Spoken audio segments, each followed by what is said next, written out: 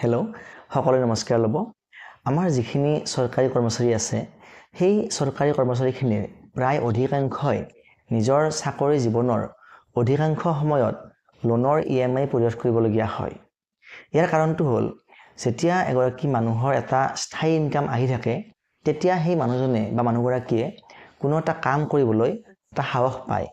আৰু সেই চাকৰিটোৰ সাহসৰ আধাৰতে এগৰাকী ব্যক্তিয়ে লোন লৈ লয় যাতে কামবিলাক তেওঁ আগতীয়াকৈ কৰিব পাৰে এতিয়া কথা হ'ল যে লোন লোৱাৰ ফলত এগৰাকী ব্যক্তিৰ আৰ্থিক ক্ষতি হয় নেকি বা লোন লোৱাটো ভাল নে বেয়া আমি লোন লোৱাটো উচিত নে অনুচিত এই আটাইবিলাক কথা মই আজিৰ এইটো ভিডিঅ'ৰ যোগেৰে সহজকৈ আপোনালোকৰ আগত উপস্থাপন কৰিবলৈ চেষ্টা কৰিম গতিকে আপোনালোকে ভিডিঅ'টো অনুগ্ৰহ কৰি শেষলৈকে চাব এতিয়া প্ৰথম কথা হ'ল যদিহে মই আজিৰ তাৰিখত এটা ঘৰ বনাব লগা হয় আৰু যদিহে মোক ঘৰটো বনাবলৈ 10 লাখ টকাৰ প্ৰয়োজন হয় তেনেহলে যদিহে মোৰ হাতত 10 লাখ টকা নাথাকে মই সহজকৈ কি ল'ম এটা লোন ল'ম আৰু সেই লোনটো লৈ মই ঘৰটো কমপ্লিট কৰিম আৰু যাৰ কাৰণে মই আগন্তুক 5 বছৰ বা 6 বছৰৰ কাৰণে বেংকৰ ওচৰত দায়বদ্ধ হৈ থাকিম যাৰ কাৰণে আমি মান্থলি ইএমআই দিব লাগিব হয়তো 18 পৰা 20000 টকা এতিয়া যদিহে মই 5 বা 6 বছৰৰ কাৰণে হিচাপ কৰি চাওঁ তেনেহলে আজি লোৱা 10 লাখ টকাৰ কাৰণে মই বেংকক পে কৰিব লাগিব উইথ ইন্টাৰেষ্ট হয়তো 13.5 লাখ টকা বা 14 লাখ টকা অৰ্থাৎ মই এক্সট্ৰা 3.5 লাখ টকা বা 4 লাখ টকা মই 6 বছৰত পৰিশোধ কৰিলো এতিয়া যদিহে মই লোন নললো হয় তেনেহলে কি হ'ল হয়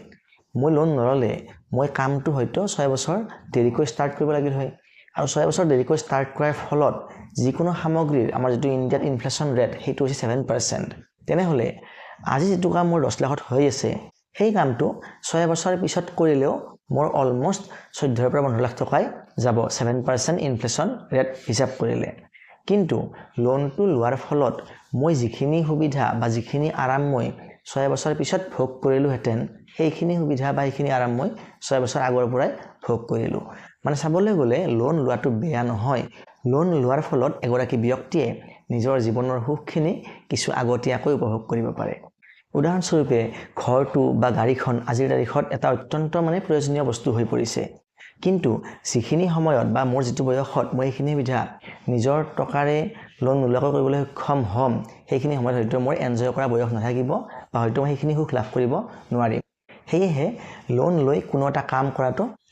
বেয়া কথা হ'ব নোৱাৰে বা তাৰ ফলত কোনো ধৰণৰ আৰ্থিক লোকচানো নহয় যেহেতু মূল্য বৃদ্ধি হৈ থাকে বস্তুৰ দাম বাঢ়ি থাকে গতিকে সেইখিনি এডজাস্ট হৈ যায় কিন্তু যদিহে আমি লোন লৈ বেয়া কামত ব্যৱহাৰ কৰো তেনেহলে এটো ভাল নহব আৰু আমি লোন সেইখিনিহে লোৱা উচিত যিখিনি লোন আমি পৰিশোধ কৰাৰ পিছতো আমাৰ মাহটো চলিবলৈ অসুবিধা নহয় আমি ধুনীয়াকৈ জীৱনটো চলাই নিব পাৰো গতিকে ইনফৰমেশ্যনটো আজিলৈ ইমানেই পৰৱৰ্তী ভিডিঅ'ত পুনৰ লগ পাম ধন্যবাদ